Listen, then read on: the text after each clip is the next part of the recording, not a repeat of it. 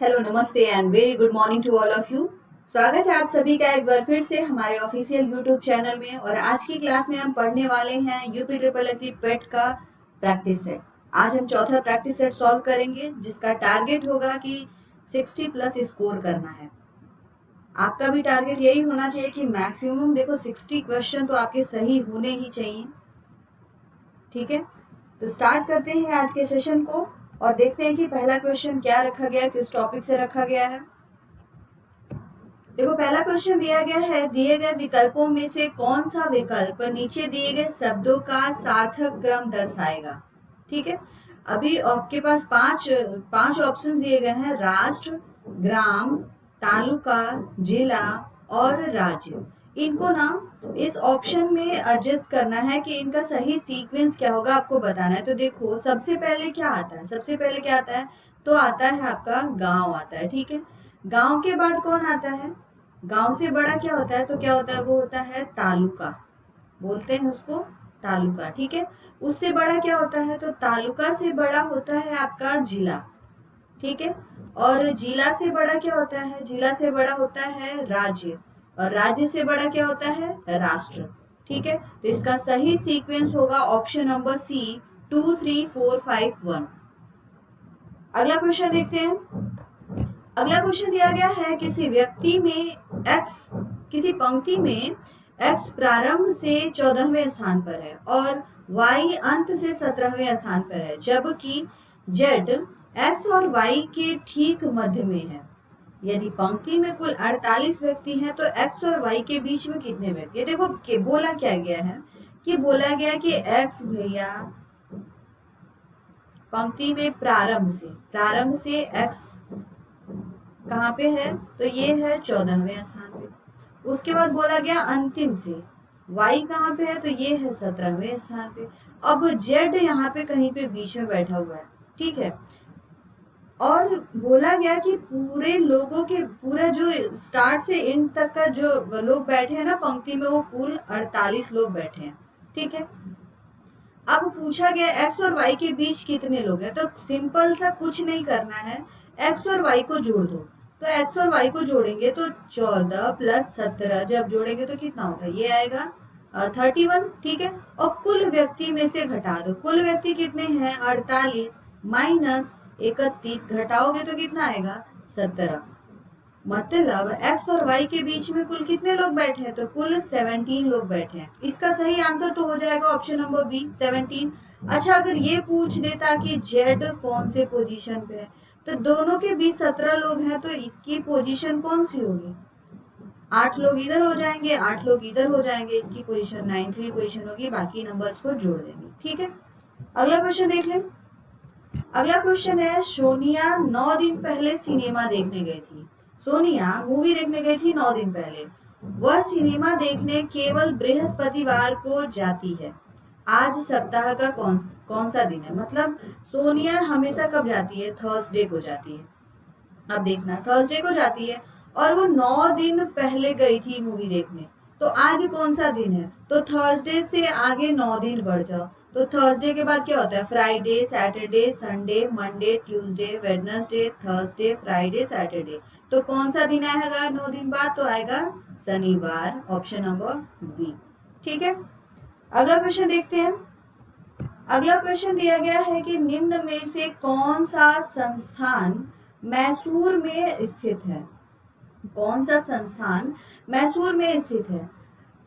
पहला ऑप्शन है भारतीय सूचना प्रौद्योगिक संस्थान, भारतीय विज्ञान संस्थान, केंद्रीय भारतीय भाषा संस्थान और श्री लाल बहादुर शास्त्री संस्कृत पीठ विद्यापीठ। ठीक है, इसका सही आंसर होगा केंद्रीय Bhartiya Bhasha Sansthan, option number C is the right answer. अगला क्वेश्चन देख लें। अगला क्वेश्चन है, संयुक्त राष्ट्र संघ के महासचिव कौन है। ठीक है, तो संयुक्त राष्ट्र संघ के महासचिव जो हैं वो हैं Antonio Guterres, option number D इसका सही आंसर होगा, एंटोनियो गुटेरस, आप याद रखेंगे। ठीक है, अगला क्वेश्चन है, संयुक्त राष्ट्र अमेरिका का राष्ट्रीय खेल क्या है। कबड्डी, बास्केटबॉल, फुटबॉल और बेसबॉल। इसका सही आंसर होगा option number D baseball. America, संयुक्त राष्ट्र अमेरिका का राष्ट्रीय खेल क्या है? बेसबॉल। अगला क्वेश्चन है, पहला हॉकी विश्व कप का आयोजन कहाँ किया गया था? पहला हॉकी विश्व कप का आयोजन कहाँ किया गया था? तो सबसे पहले स्पेन में इसका आयोजन किया गया था। इसका सही आंसर होगा ऑप्शन नंबर ए। अगला क्वेश्चन है, वेलूर मठ कहाँ पे स्थित है? तो देखो वेलूर मठ भैया स्थित है कोलकाता में। इसका सही आंसर होगा ऑप्शन नंबर ए, कोलकाता। ठीक है। अगला क्वेश्चन है, निम्न में से कौन बांसुरी वादन से संबंधित है? पंडित रविशंकर, जाकिर हुसैन, हरिप्रसाद चौरसिया, अमजद अली खान। तो इसका सही आंसर होगा option number C, Hariprasad Chaurasia. ठीक है। अगला क्वेश्चन देख लेते हैं। अगला क्वेश्चन है, पहला भारत रत्न पुरस्कार निम्न में से किसे प्रदान किया गया था? तो सबसे पहले भारत रत्न पुरस्कार जिसको दिया गया था वो व्यक्ति थे चक्रवर्ती राजगोपालाचारी। ठीक है। सही आंसर होगा ऑप्शन नंबर ए, चक्रवर्ती राजगोपालाचारी। ठीक है। अगला क्वेश्चन है, निम्न प्रतीक चिन्हों में कौन सा प्रतीक चिन्ह प्रगति का प्रतीक माना जाता है? प्रगति का प्रतीक माने जाने वाला चिन्ह कौन सा है? तो वो क्या है? चक्र। चक्र जो होता है ना प्रगति का प्रतीक होता है। इसका सही आंसर होगा ऑप्शन नंबर बी। ठीक है। अगला क्वेश्चन देखते हैं, 18वें एशियाई खेलों का आयोजन कहाँ किया गया? 18वें एशियाई खेलों का आयोजन कहाँ किया गया? तो वो किया गया इंडोनेशिया में। इसका सही आंसर होगा ऑप्शन नंबर ए, इंडोनेशिया। अगला क्वेश्चन है, धम्मेख का स्तूप किस काम की वास्तुकला का सर्वोच्च उदाहरण है? ठीक है। धामेख का स्तूप किस काम की वास्तुकला का सर्वोच्च उदाहरण है? तो इसका सही आंसर होगा गुप्त काल का। ये कौन से काल का सर्वोच्च उदाहरण है? तो ऑप्शन नंबर बी, गुप्त काल का उदाहरण है। अगला क्वेश्चन है, बीते दिनों में चर्चा में रही घर घर औषधि योजना किस राज्य की पहल है? पिछले कुछ दिनों ये बात काफी चर्चा में थी कि घर घर औषधि योजना चलाई जाए। और कौन से राज्य की सबसे पहले पहल की गई थी आपको बताना है। तो इसका सही आंसर होगा राजस्थान। राजस्थान वो राज्य है जहां से घर घर औषधि योजना की पहल की गई थी। ठीक है। अगला क्वेश्चन देखते हैं। अगला क्वेश्चन है, अभी हाल ही में चर्चा में रहा तीठू द्वीप कहाँ स्थित है? याद रखेंगे, थीटू द्वीप कहाँ पे स्थित है? तो इसका सही आंसर होगा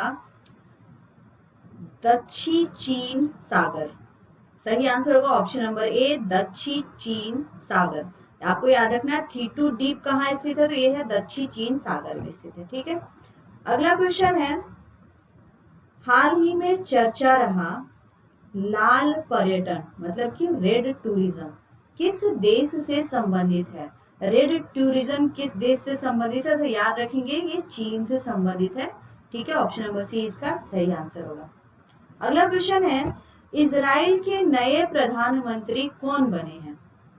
इजराइल के नए प्रधानमंत्री कौन बने हैं आपको बताना है। तो इसका सही आंसर होगा option number B, Naftali Bennett. Option number B, Naftali Bennett. अगला क्वेश्चन है, हाल ही में अंतरराष्ट्रीय बुकर पुरस्कार 2021 से किसे सम्मानित किया गया है? तो इसका सही आंसर होगा डेविड डायो को 2021 बुकर सम्मान से सम्मानित किया गया, बुकर पुरस्कार से। ठीक है। अगला क्वेश्चन है, देश की पहली इलेक्ट्रिक व्हीकल सिटी कौन सी होगी? देश की पहली इलेक्ट्रिक व्हीकल सिटी कौन सी होगी? तो इसका सही आंसर है ऑप्शन नंबर ए, जयपुर। ठीक है। अगला क्वेश्चन है, 1232 kilometre the long journey home नामक पुस्तक के लेखक कौन? ये काफी चर्चा में रहा है ये बात। तो आपको याद रखना है इस पुस्तक के जो लेखक हैं वो हैं विनोद कापरी। याद रखेंगे आप, इसका सही आंसर होगा विनोद कापरी। ठीक है। अगला क्वेश्चन है, हाल ही में किसने फ्रेंच ओपन 2021 का महिला एकल खिताब जीता है? तो महिला एकल खिताब जीतने वाले जो व्यक्ति हैं उनका नाम है बारबोरा क्रेशिकोवा। ऑप्शन नंबर ए इसका सही आंसर होगा बारबोरा क्रेशिकोवा। ठीक है। अगला क्वेश्चन है, नमस्ते योग किस मंत्रालय की पहल है? नमस्ते योग किस मंत्रालय की पहल है? तो ये है आयुष मंत्रालय की पहल है। ऑप्शन नंबर सी इसका राइट आंसर होगा। अगला क्वेश्चन है, हाल ही में किसके द्वारा ऑपरेशन ओलिविया शुरू किया गया है? तो ऑपरेशन ओलिविया भारतीय तट रक्षक बल के द्वारा शुरू किया गया। याद रखेंगे, भारतीय तट रक्षक बल। अगला क्वेश्चन है, दो समीपवर्ती वर्णों के मेल से जो विकार होता है वह कहलाता है। दो समीपवर्ती वर्णों के मेल से जो विकार होता है उसको बोलते हैं संधि। याद रखेंगे, ऑप्शन नंबर डी इसका सही आंसर होगा, संधि। अगला क्वेश्चन देखते हैं, उचित विलोम शब्द का चयन कीजिए। तो अवार्चिन, अवार्चिन का विलोम क्या होगा? तो इसका विलोम होगा प्राचीन। याद रखेंगे, अवार्चिन का विलोम प्राचीन होता है। अगला क्वेश्चन है, अरविंद शब्द का पर्यायवाची शब्द बताइए। अरविंद शब्द का पर्यायवाची शब्द क्या होता है? तो वो होता है कमल। Option number A is the right answer. अगला क्वेश्चन है, जो मोक्ष चाहता हो के लिए एक शब्द, जिस व्यक्ति को मोक्ष चाहिए होता है उसके लिए एक शब्द अगर लगाना हो तो हम क्या बताएंगे? इसका सही आंसर होगा मुमुक्षु। इसका सही आंसर होगा ऑप्शन नंबर ए, मुमुक्षु। ठीक है।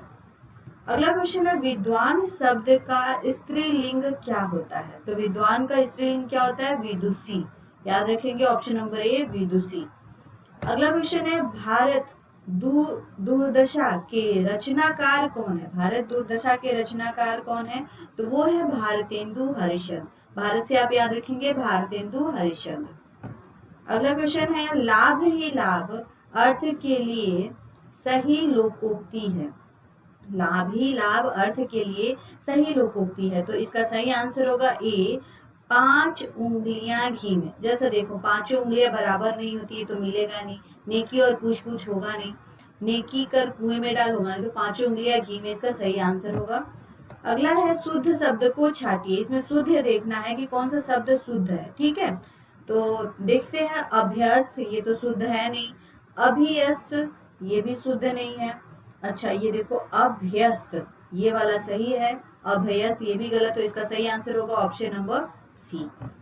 अगला है, निम्न में से वर्तनी की दृष्टि से शुद्ध शब्द। अब वर्तनी की दृष्टि से भी देखना है कि कौन सा शब्द शुद्ध है। ठीक है, अब देखो अनुषंगिक, ये नहीं होता है, आनुषंगिक होता है। ठीक है, ये देखो आनुषंगिक, ये वाला सही आंसर है। अनुषंगिक ये गलत है, ये भी गलत है। ठीक है, तो इसका सही आंसर होगा ऑप्शन नंबर बी। अगला क्वेश्चन है, पृथ्वीराज रासो हिंदी साहित्य के किस काल में लिखा गया? पृथ्वीराज रासो हिंदी साहित्य के किस काल में लिखा गया था? तो वो लिखा गया था आदिकाल में। याद रखेंगे, ऑप्शन ए, आदिकाल। अगला है, मतैक्य किस संधि का उदाहरण है? मतैक्य किस संधि का उदाहरण है? तो ये है वृद्धि संधि का उदाहरण है। ऑप्शन नंबर सी इसका राइट आंसर होगा।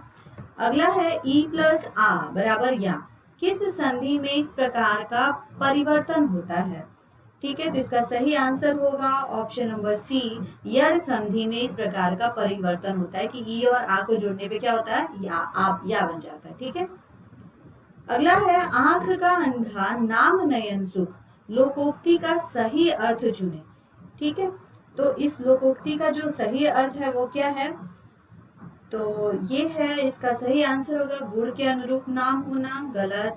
गुण के विपरीत नाम होना। इसका सही आंसर होगा ऑप्शन नंबर बी, गुण के विपरीत नाम होना। ठीक है, अगला क्वेश्चन देखते हैं क्या है। अगला क्वेश्चन है, अभिज्ञ अनभिज्ञ शब्दों का सही अर्थ बताइए। ठीक है, तो इसका ज्ञानी, ज्ञानी ये तो होगा नहीं, ज्ञानी पढ़ना होगा नहीं, जानकार ना जानकार। ठीक है, अभिज्ञ और अनभिज्ञ, इसका सही आंसर होगा ऑप्शन नंबर सी, जानकार और ना जानकार। ठीक है। अगला है, पैसे से मनुष्य की जीवन जीने की इच्छा बलवती होती है। रेखांकित वाक्य के लिए एक शब्द, मतलब जीवन जीने की इच्छा। जीवन जीने की इच्छा को एक शब्द में अगर पिरोना हो तो हम क्या बोलेंगे? तो इसको बोलेंगे हम जीविका नहीं बोलेंगे, इसको बोलेंगे हम जीविसा। सही आंसर होगा ऑप्शन नंबर ए, जीविसा। ठीक है। अगला क्वेश्चन है, वन्य जीव संरक्षण अधिनियम कब पारित किया गया? इसका सही आंसर होगा सन 1972 ईस्वी में वन्य जीव संरक्षण अधिनियम पारित किया था। उत्तर प्रदेश में सर्वाधिक वर्षा होती है। उत्तर प्रदेश में सर्वाधिक वर्षा कौन सी जगह पे होती है? तो इसका सही आंसर होगा गोरखपुर। ठीक है, याद रखेंगे इसका सही आंसर क्या है, गोरखपुर। अगला क्वेश्चन है, निम्न देशों में कौन दक्षेस में शामिल नहीं है? ठीक है, दक्षेस में कौन सा देश शामिल नहीं है? तो इसका सही आंसर है ऑप्शन नंबर सी, म्यांमार। याद रखेंगे, दक्षेस में शामिल ना होने वाला देश है म्यांमार। अगला है, संयुक्त राष्ट्र दिवस कब मनाया जाता है?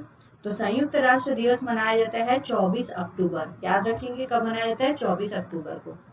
अगला है, पूर्वोत्तर भारत का सबसे बड़ा राज्य कौन सा है? तो पूर्वोत्तर भारत का जो सबसे बड़ा राज्य है वो है असम। याद रखेंगे, इसका सही आंसर होगा ऑप्शन नंबर बी, असम। अगला क्वेश्चन है, पूर्वी और पश्चिमी घाट पर मिलते हैं। ठीक है, डैश में खाली जगह पे कुछ भरना है। तो पूर्वी और पश्चिमी घाट पर क्या मिलता है? देखो ऑप्शन है आपके पास, कॉर्डेमोम पहाड़ियां, अन्नामलाई पहाड़ियां, नीलगिरी पहाड़ियां और पालनी पहाड़ियां। तो इसका जो सही आंसर होगा वो होगा नीलगिरी पहाड़ियां। पूर्वी और पश्चिमी घाट नीलगिरी पहाड़ियां पर मिलते हैं। ठीक है, अगला क्वेश्चन है, निम्नलिखित में से कौन सा द्वीप भारत और श्रीलंका के मध्य स्थित है? तो वो कौन सा द्वीप जो भारत और श्रीलंका के मध्य स्थित है? तो वो है रामेश्वरम। याद रखेंगे, रामेश्वरम। ठीक है, अगला क्वेश्चन है, दक्षिण से उत्तर तक हिमालय की श्रेणियों के निम्नलिखित अनुक्रम में कौन सा सही है? ठीक है, दक्षिण से उत्तर की बात की गई है, तो कौन सा अनुक्रम सही है? तो आप देखिए जरा सा, काराकोरम, लद्दाख, जास्कर और पीर पांजल, ये सीक्वेंस इसका गलत है। ठीक है, दक्षिण से उत्तर नहीं है, उत्तर से दक्षिण है, तो ये गलत हो गया। अब देखो, लद्दाख, जास्कर और पीर पांजल, इसका भी सही सीक्वेंस नहीं है, तो ये गलत हो गया। अब ये देखो जास्कर, ये तो एकदम ही गलत है। ये क्या है, पीर पांजल दक्षिण से उत्तर, जास्कर, लद्दाख और काराकोरम जो होता है दक्षिण से उत्तर तक की हिमालय की श्रेणियों में आता है ये। ठीक है, इसका सही आंसर होगा ऑप्शन नंबर डी। अगला क्वेश्चन देखते हैं। क्वेश्चन है कि कर्क रेखा निम्नलिखित में से किन राज्यों से होकर गुजरती है? ऑप्शन आपके पास गुजरात, छत्तीसगढ़, उत्तर प्रदेश और झारखंड। अब इसका सही आंसर होगा, देखो तो गुजरात से होकर गुजरती है, छत्तीसगढ़ से होकर गुजरती है और झारखंड से होकर गुजरती है, उत्तर प्रदेश से होकर नहीं गुजरती। तो सही आंसर होगा इसका ऑप्शन नंबर ए, 1, 2 और 4। ठीक है, अगला क्वेश्चन है, भारत के किस जलप्रपात को लोकप्रिय रूप से नियाग्रा, देखो ये एक चर्चे में रहा था, नियाग्रा जलप्रपात के तौर पर जाना जाता है। नियाग्रा जलप्रपात के तौर पर किसको जाना जाता है? तो इसका सही आंसर है चित्रकूट प्रपात। याद रखेंगे, चित्रकूट प्रपात, ऑप्शन नंबर बी। अगला क्वेश्चन है, बांग्लादेश की सीमा से लगे भारत के राज्य हैं, वो कौन से राज्य हैं भारत के जो बांग्लादेश की सीमा से लगे हुए हैं? तो याद रखेंगे, मेघालय, असम, पश्चिम बंगाल और Tripura. Option number C, Meghalaya, Assam, Paschim Bengal और त्रिपुरा बांग्लादेश की सीमा से लगे हुए राज्य हैं। अगला क्वेश्चन देखते हैं। तो ये है क्वेश्चन, छोटा नागपुर पठार का उत्तर पूर्वी छोर कौन सी पहाड़ियों से बना है? ठीक है, तो इसका सही आंसर होगा ऑप्शन नंबर ए, राजमहल पहाड़ियां। अगला क्वेश्चन देखते हैं, भारत में कितने राज्य तट रेखा से लगे हैं? भारत में ऐसे कितने राज्य हैं जो तट रेखा से लगे हैं? तो इसका सही आंसर होगा ऑप्शन नंबर सी, 9 राज्य। ठीक है, अगला क्वेश्चन है, तमिलनाडु के पूर्वी तट में अधिक वर्षा होती है। तमिलनाडु के पूर्वी तट में अधिक वर्षा होती है। ठीक है, किसके द्वारा? दक्षिण पश्चिमी मानसून, पश्चिम विक्षोभों द्वारा, पछुआ पवनों द्वारा या उत्तरी पूर्वी मानसून द्वारा। सही आंसर होगा ऑप्शन नंबर डी, उत्तरी पूर्व मानसून द्वारा। ठीक है, अगला क्वेश्चन है, चंदन सामान्यतः कहाँ पाया जाता है? चंदन कहाँ पाया जाता है? तो ये है ऑप्शन नंबर ए, उष्णकटिबंधीय सदाबहार वन में। अगला क्वेश्चन देख लेते हैं। अगला क्वेश्चन है, वायु दाब का मान सबसे अधिक कहाँ होगा?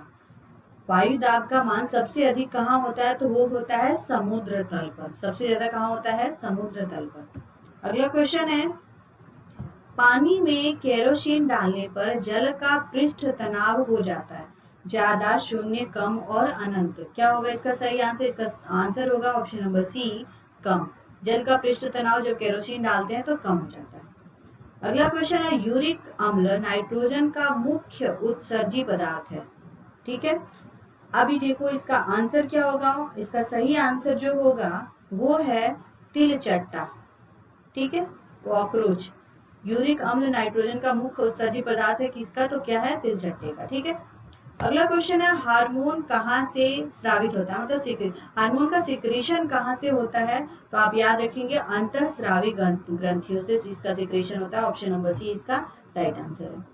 अगला क्वेश्चन है प्रकृति में सर्वाधिक पाए जाने वाला पॉलीसैकेराइड कौन सा है, सबसे ज्यादा कौन प्रकृति में पाए जाने वाला पॉलीसैकेराइड कौन सा है, तो वो है सेल्यूलोज। याद रखेंगे सेल्यूलोज पॉलीसैकेराइड सबसे ज्यादा पाया जाता है प्रकृति में।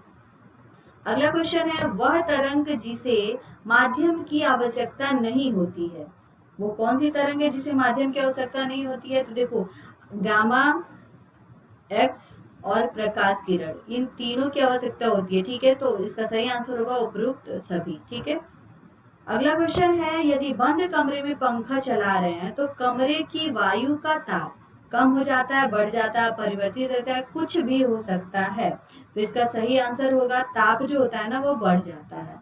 ऑप्शन नंबर बी इसका सही आंसर होगा। अगला क्वेश्चन है पृथ्वी का पलायन वेग है, पृथ्वी का पलायन वेग क्या है, तो इसका सही आंसर ऑप्शन नंबर ए 11.2 किलोमीटर पर सेकेंड। ठीक है, अगला है दैनिक श्वसनीय क्रियाएं नियंत्रित होती हैं, कैसे नियंत्रित होती हैं, तो इसका सही आंसर है मेडुला ओब्लांगाटा के द्वारा। याद रखेंगे मेडुला ओब्लांगाटा के द्वारा श्वसनीय क्रियाएं नियंत्रित होती हैं।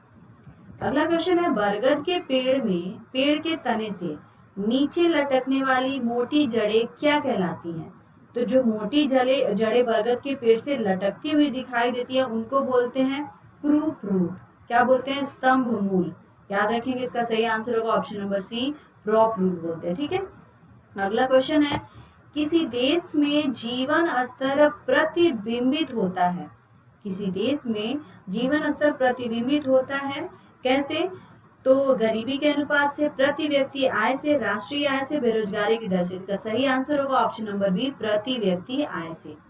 अगला क्वेश्चन है भारत में आर्थिक उदारीकरण मतलब कि इकोनॉमिक लिबरलाइजेशन शुरू हुआ, ठीक है, कैसे, तो इसका सही आंसर होगा ऑप्शन नंबर ए औद्योगिक लाइसेंस नीति में वास्तविक बदलाव के साथ। याद रखेंगे।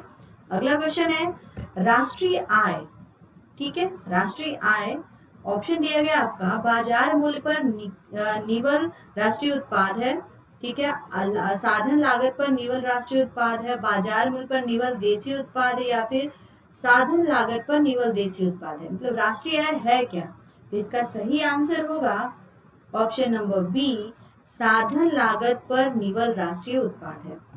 अगला क्वेश्चन है CSO व NSSO का विलय, ठीक है, अब इसका 4 ऑप्शन दिए गए राष्ट्रीय सांख्यिकी कार्यालय, मानव संसाधन विकास मंत्रालय, राष्ट्रीय रोजगार कार्यालय, उपरोक्त में से मतलब इन दोनों का विलय किस में हुआ है, ठीक है, तो इसका सही आंसर होगा ऑप्शन नंबर ए राष्ट्रीय सांख्यिकी कार्यालय। ठीक है, अगला क्वेश्चन है केंद्र व राज्यों के मध्य वित्त का बंटवारा किया जाता है, ठीक है, इसका सही आंसर होगा वित्त आयोग की सिफारिश पे। बंटवारा कैसे किया जाता है, तो वित्त आयोग की सिफारिश पे।